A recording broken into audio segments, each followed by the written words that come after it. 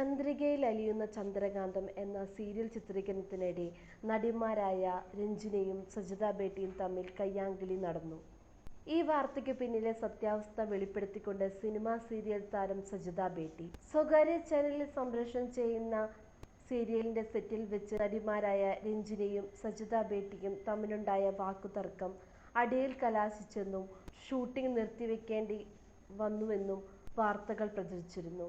എന്നാൽ ആ വാർത്തകളെല്ലാം വ്യാജമാണെന്നും യാഥാർത്ഥ്യം മറ്റൊന്നാണെന്നും സജിത ബേട്ടി വെളിപ്പെടുത്തി.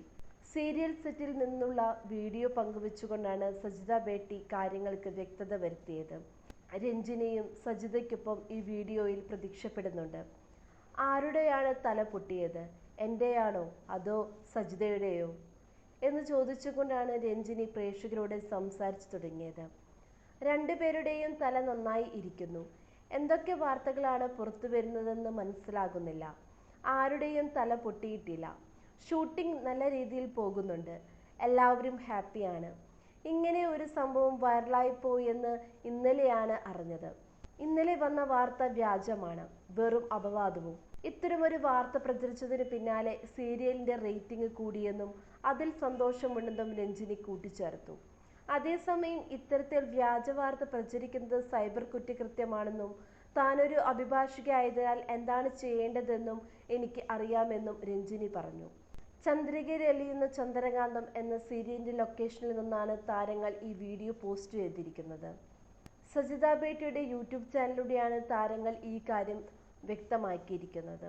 സീരിയലിന്റെ ചിത്രീകരണം നടക്കുന്ന സ്ഥലത്ത് വെച്ചാണ് പ്രമുഖ സിനിമാ സീരിയൽ താരങ്ങളായ നടി രഞ്ജിനിയും സജിത ബേട്ടിയും തമ്മിലുണ്ടായ വാക്കുതർക്കം അടിപിടിയിൽ കലാശിച്ചെന്നായിരുന്നു പ്രചരിച്ച വ്യാജ വാർത്ത.